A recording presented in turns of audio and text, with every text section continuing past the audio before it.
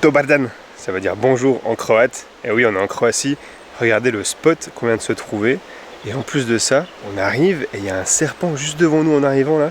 Alors qui m'est pas sereine, elle est tout là-bas au fond. Waouh, mais il est huge!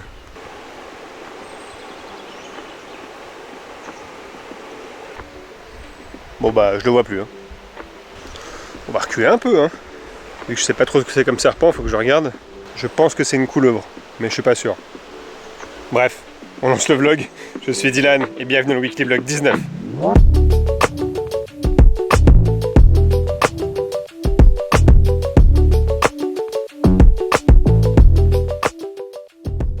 Bon, du coup, je viens de regarder et effectivement, c'est une couleuvre à collier, très reconnaissable par son collier d'une autre couleur. Là, en l'occurrence, elle était noire avec un collier blanc. Donc voilà, aucun doute, c'est une couleuvre. Mais par contre, on a vu une vipère hier. C'est marrant de voir deux serpents à 2 jours d'intervalle, alors qu'on n'en a jamais vu. En fait, jusqu'à ce matin, on était chez une habitante croate qui laisse son jardin en fait à des gens qui peuvent venir en van. Et on était 5 vannes au total. On a passé 2 jours incroyables chez cette dame qui était vraiment très gentille. Et on a fait des très belles rencontres. Et dont d'un couple de Français qu'on va sûrement recroiser, parce qu'ils font la même route que nous, que je salue s'ils passent par là. Et non ouais, c'était vraiment génial. Et donc du coup, on a vu une petite vipère de 15 cm de long sur la route. Et là, on revoit une couleuvre, donc c'est rigolo. Très beau début de vlog. Bon, nous, on va profiter du spot. Vous voyez là-bas, il y a un petit coin grillade. On va se faire un petit apéro dînatoire pour midi. Et en tout cas, le lieu est trop stylé. On n'est pas sûr qu'on ait le droit de dormir ici, mais bon, on a vu sur Park Fortnite que plein de gens avaient dormi ici, qu'il n'y avait pas eu de problème.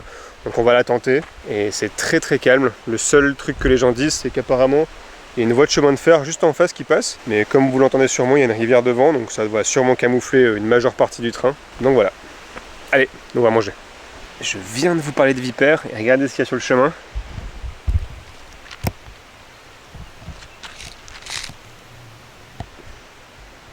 Pour le coup, celle-là est toute petite. Hein. Ouais, elle doit faire 20 cm de long. Mais pour le coup, c'est un coin à serpent ici. 2 serpents en 20 mètres là. Bon, on quitte notre super spot à serpent, direction un nouvel endroit chez l'habitant, qui est une petite ferme cette fois payante, 10 €, mais au moins c'est les trucs les moins chers ici, puisque les campings c'est hors de prix, c'est passé 30-40 balles, donc on préfère donner à un fermier 10 €, être à la campagne, au calme, plutôt que dans un camping bondé au bord de la côte. Voilà, en tout cas il fait une de ces chafes là, le compteur il me dit 32 degrés, on commence vraiment à cuire, donc là c'est full clim et on roule. Et voilà, on est arrivé à notre super spot. Regardez, comme c'est paisible. Là, c'est la campagne totale. On va être trop bien ce soir. Du coup, on est chez la personne qui habite ici. Elle est très chou. C'est une dame de nouveau toute seule, avec un petit chien très gentil. Et on va aller se faire une petite balade parce qu'apparemment autour, il y a des champs avec des moutons, etc. Alors c'est parti.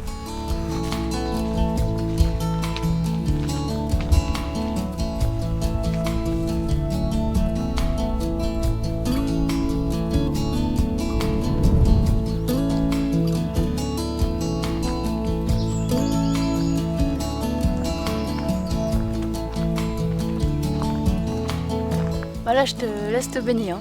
Moi, Effectivement, là, ça va être complicado. Hein. Oh, regardez la libellule, là, comme elle est belle.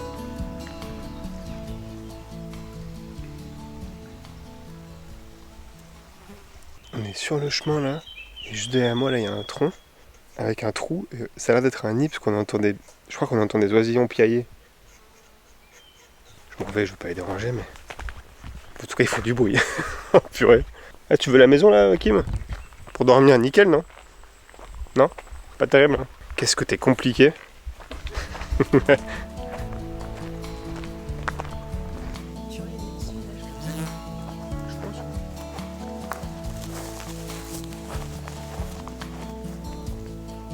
Je sais, j'ai dit que j'en ferai plus, mais c'est quand même sympa comme plan. Je profite de ce petit chemin où je peux vous parler pour vous dire 2 choses. La première, c'est que personne n'a rien dit, mais dans le dernier vlog, le 18, j'ai laissé le titre du 17. En fait, pour vous expliquer, c'est que je prends le titre et je le copie-colle d'un vlog à l'autre. Je pense que vous avez compris ça. Mais personne n'a été assez attentif pour me dire que j'avais fait une erreur. Bravo, hein, je vous félicite pas. Hein. Et deuxième truc, j'aimerais revenir sur la marmotte que j'ai filmée. J'ai pas été très malin sur ce coup. Effectivement, normalement ça se fait pas de déranger les animaux sauvages comme je l'ai fait. Je m'excuse auprès de la marmotte que j'ai gênée. Et puis c'était pour vous dire justement que ça se fait pas. Et je ferai attention les prochains coups. Voilà, on apprend de ses erreurs. Ah bah nickel, je cherchais justement un petit bateau là, pour aller là, dans la pelouse.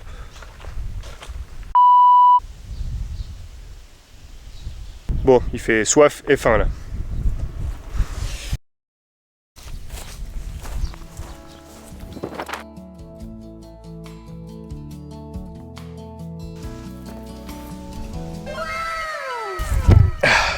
C'est cool parce que c'est vraiment très vite mis, comme vous l'avez vu, et ça fait toute la diff quand même. Quand il fait chaud comme ça, déjà ça fait tout de l'ombre sur le côté du bus. Le seul truc en fait qu'on s'est dit, c'est que ça en fait tu peux le sortir que là où c'est autorisé. Vu qu'en fait quand tu es sur un parking, t'as pas le droit de sortir d'éléments de camping, ce qui signifie pas de cale, pas de haut vent, pas de table et chaises, donc au final tu te retrouves à le sortir que quand tu es sur un spot autorisé ou dans un camping. Et c'est vrai que pour l'instant, on l'a pas beaucoup sorti, surtout à cause de ça en fait. Mais bon là ça fait quand même 2 endroits où il fait déjà super chaud et où on a le droit de le sortir. Donc pour l'instant, on est quand même content. Ouah, purée, ça s'annonce beau. Regardez ça. Ça va être joli là, on va pas faire une petite marche digestive. Moi pour ce soir j'ai mis la GoPro là-bas dans le champ. Comme ça normalement je devrais capter le coucher de soleil avec quelques étoiles. On verra si ça marche ou pas. Vous le verrez dans quelques instants.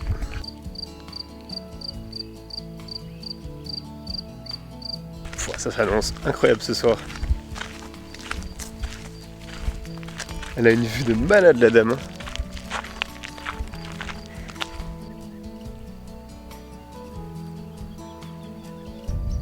D'un côté on a la lune et de l'autre on a le coucher de soleil qui est magnifique. Oh! Et... coupé, c'est bon, elle est dans la boîte. Vite, viens, on court en haut, voir s'il réapparaît.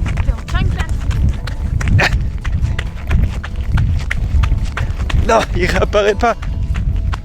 Non, on l'a perdu. Perdu à tout jamais. Enfin, en tout cas, jusqu'à demain, quoi. Bon, nous, on va se rentrer, on va se faire un petit film. Et je vous mets ce que la GoPro a filmé, que ce soit bon ou pas. Bonne nuit.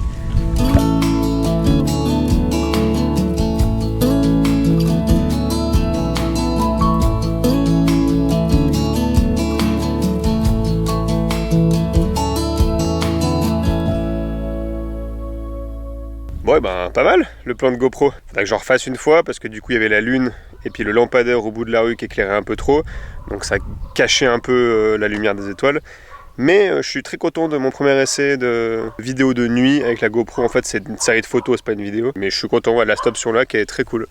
Donc je suis content que ça ait marché. Bref, nous on quitte notre spot et on s'en va à un parking de restaurant puisque demain on va visiter les cascades de Plitvice qui sont très connues. Et le seul moyen de se parquer gratuitement, c'est un restaurant 5 km avant. Et puis nous, on descendra en vélo aux cascades. Mais bon, bref, allez, on prend la route. Bon, finalement, changement de programme. Puisqu'en fait, on est directement venu aux cascades. On a changé d'avis en voyant la route. En fait, elle est vachement compliquée avec les vélos qu'on a. C'est beaucoup de montées. Et c'était quand même passablement loin. Donc on a eu peur de la faire demain à vélo. Donc quitte à venir en voiture payer le parking, on s'est dit bon, on vient direct. C'est midi, on a vu beaucoup d'autocars de touristes repartir, donc on a un peu espoir qu'il y aura moins de monde. On va se manger un morceau, et puis on ira voir les cascades de Plitvice tout de suite. Ça y est, nous y sommes. Bienvenue aux cascades Plitvice.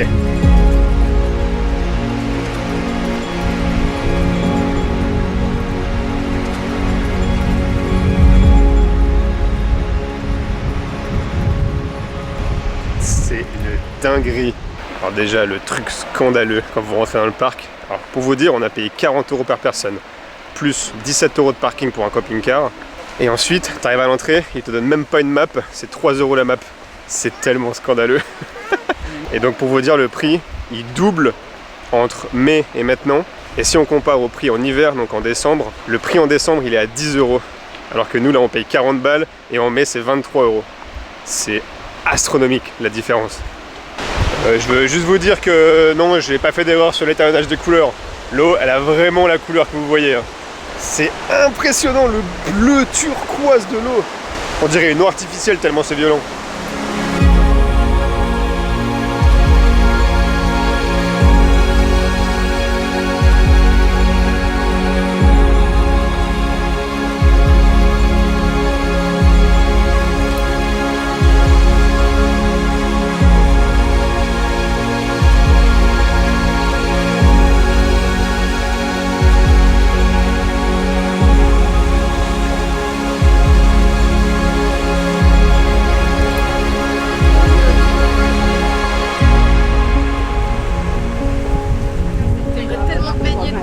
Ah ouais, t'as tellement envie de sauter dedans, c'est clair. Bon, après, quand tu vois le courant et puis le dénivelé des cascades, pas tant. Ouais, parce que si tu dois te faire la cascade à pied, pas terrible. Hein. Non.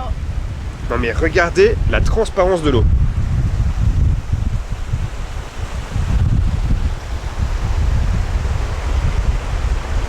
J'ai filmé exactement le même endroit il y a très exactement 7 ans. On était venus avec des potes visiter ce parc déjà. Et j'ai filmé exactement ici, je m'en rappelle. Si vous n'avez pas vu cette vidéo, c'est une vidéo de voyage que j'ai fait en Bosnie et Croatie. Je vous la mets ici si ça vous intéresse. Apparemment, c'est une des plus grandes cascades du parc, celle-là. Ah, c'est trop stylé. En plus, on est vraiment content parce qu'il n'y a pas trop de gens. Tu peux vraiment marcher tranquille. Ça se bouscule pas partout. Tu vois que ça reste touristique, mais pour l'instant, c'est pas abusé. J'ai regardé en fait, juin, c'est le 5e mois le plus rempli. D'abord, il y a juillet, août, et après, il y a mai et septembre encore, et vient juin en termes de fréquentation. Oh là là, mais regardez-moi cette eau! Incroyable.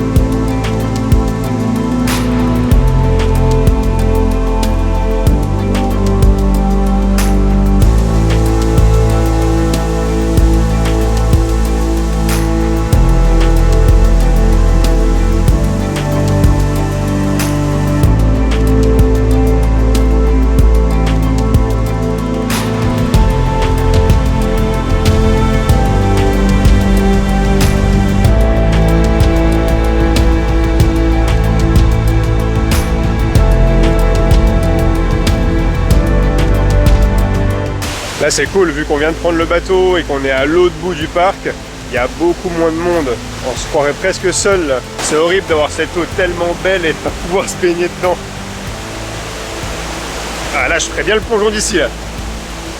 Oh là là là là, on en prend plein les yeux. Surtout que là on est sur un tronçon qui est tout en haut du parc naturel. Donc il n'y a plus personne. On est tout seul. C'est trop stylé. Par contre Kim, on va nous faire des kills. Hein. Là on est déjà à 8 km, on n'est même pas encore à la moitié. On a mal aux pieds ce soir. Mais l'effort en vaut la chandelle.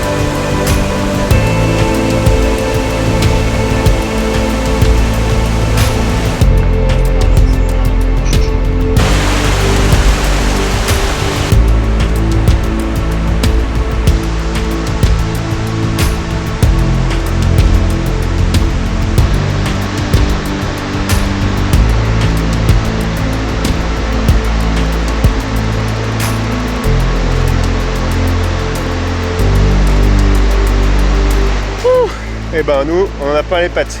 Voilà, c'était Plevitse et franchement c'était incroyable. Allez, transition, nouveau spot.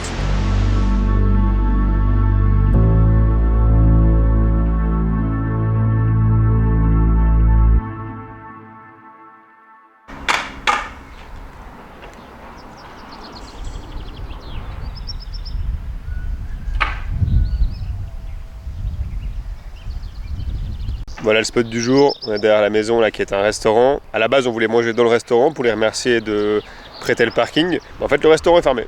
Donc on en a profité pour dormir là quand même. On a demandé à un habitant qui nous a dit que c'était ok de dormir là. Puis ben là derrière moi c'est pas très fancy mais quand on se retourne, finalement on a bien dormi. On n'entend pas trop la route. La route est juste là-bas en haut. Et non, c'était une bête de nuit, vraiment cool. Et là pour tout de suite, eh ben, on reprend la route et on va dans un petit village qui a l'air très mignon. Je vous en dis pas plus, on y va. Et voilà, matez-moi l'endroit qu'on s'est trouvé. C'est un parking, donc en théorie, en Croatie, tu as le droit de dormir dans ton camping-car sur un parking. Ce n'est pas considéré comme un camping sauvage, mais là, pour le coup, on est vraiment en pleine nature, alors qu'on est à côté du village de Knin, un petit village qui a beaucoup changé de pays, de capitale, il a une histoire très forte, je vous raconte ça juste après. Par contre, c'est très dommage.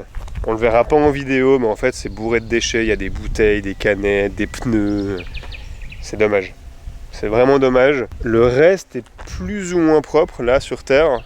Au bout là-bas, on vient d'y aller, il y a un bar, restaurant, on vient de boire un verre. Et là, on va tout de suite partir marcher pour monter là-bas en haut, puisqu'il y a la deuxième plus grande forteresse de Croatie. Allez, on y va tout de suite. En plus, on a vu avant là qu'il y a une tyrolienne qui part de là-haut, qui traverse de l'autre côté de la vallée. Puis il y en a une deuxième qui prend de là-bas et qui arrive juste là. Je sais pas si on voit. Elle est arrivée. Du coup, moi, si c'est ouvert, il n'y a pas moyen. Je descends en tyrolienne. Hein. C'est vachement plus rapide. Hein. En plus, il fait 32 degrés là, en cuit. Donc, la descente en tyrolienne, moi, ça me va.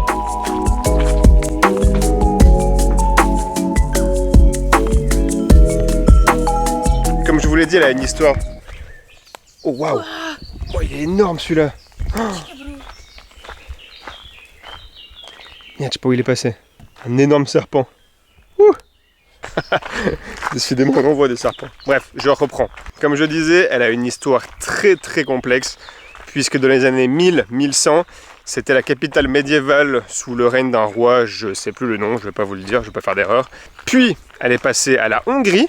Puis, bien plus tard, dans les années 90, avec toute la guerre qu'il y a eu en Yougoslavie, etc. Je suis pas un expert de l'histoire, donc je vous laisse aller voir précisément ce qui s'est passé, mais elle est passée en territoire serbe, ou en tout cas c'était une occupation serbe, avant de devenir officiellement croate. Mais donc cette ville de Knin actuellement est plutôt laissée à l'abandon, dans le sens où ils disent qu'elle est en détresse économique. Je pense que c'est juste simplement une ville qui n'est plus trop visitée, plus trop utilisée de nos jours.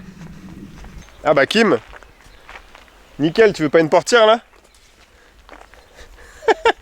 Regardez le nombre de portières qu'il y a derrière moi. Oh, j'adore les vieilles cases comme ça où t'as la nature qui reprend ses droits sur les voitures. Ça fait un peu post-apocalyptique, j'adore ça.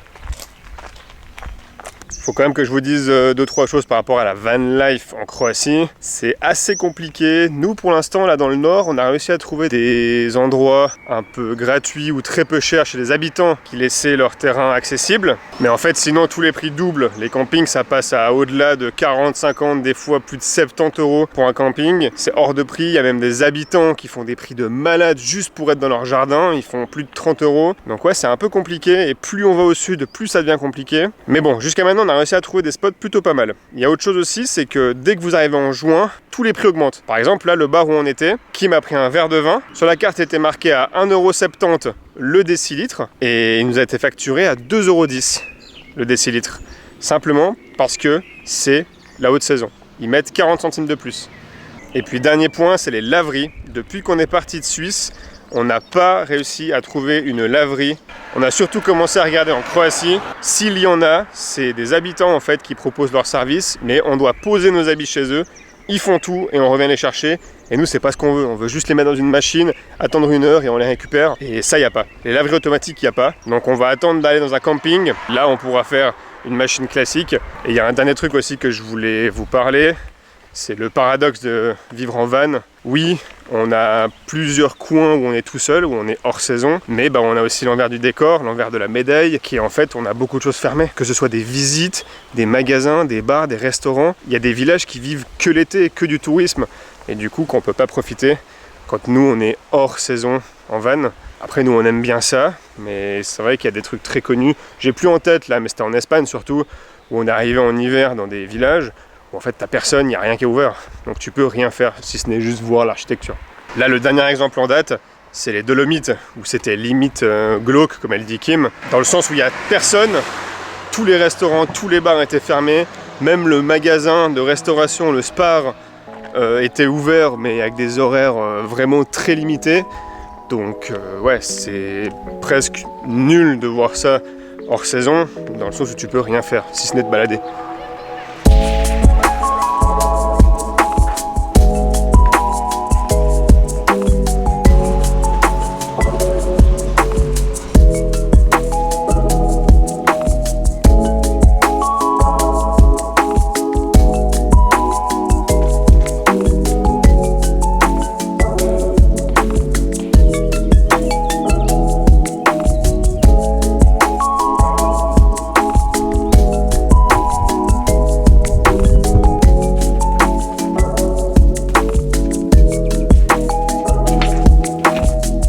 On est tout au bout de la forteresse, regardez la vue, comme c'est beau.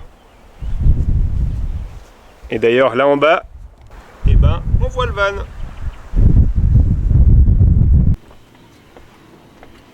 Ouais, du coup c'est vraiment une ville qui est chargée en histoire, comme je vous disais avant.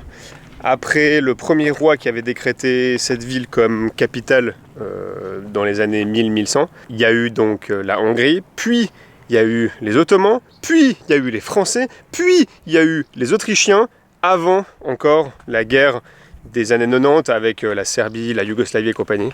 Donc il y a eu vraiment beaucoup de monde qui se sont combattus ici à Knin.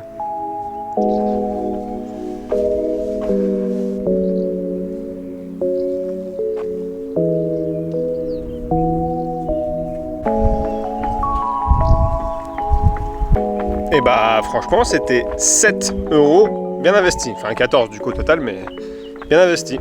C'était super cool, la vue est folle et l'histoire aussi est folle. C'est très cool de pouvoir un peu connaître un peu l'histoire des pays qu'on visite, parce que c'est vrai qu'on connaît pas trop, nous, l'histoire d'ici, puis de l'ex-Yougoslavie. C'est plutôt nos parents, en fait, qui connaissent. Moi, je m'y suis jamais trop intéressé, en tout cas. Donc là, c'est cool. Bref, il me reste 1% de batterie, parce que comme je suis un peu nul, j'ai pas rechargé la cam depuis hier. Donc, on file au van.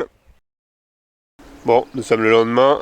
La forteresse c'était vraiment chouette. Par contre, j'aimerais corriger un truc que j'ai dit en arrivant à Knin, en disant que c'est une ville mignonne, mais pas du tout. C'est une ville un peu laissée à l'abandon, on voit encore des impacts de balles de la guerre, c'est assez impressionnant. Mais donc voilà, à part la forteresse, il n'y a pas grand chose à faire ici. Mais le spot est quand même plutôt cool, si ce n'est que le soir c'est très animé, vu qu'il y a une place de jeu et un restaurant. Il y a pas mal de va-et-vient de voitures, avec beaucoup de bruit jusqu'à 23h minuit. Mais après, la nuit et le matin, c'est franchement tip top. Bref, dans tous les cas, c'est ici que s'achève ce vlog. Si vous avez aimé, comme d'habitude, lâchez un petit pouce en l'air et dites-moi en commentaire ce que vous avez préféré. Et moi, je vous dis à lundi prochain pour une nouvelle vidéo. Ciao! It's normal that I feel down, but you know I liberate when I think about the days. It's normal that I feel down, but you know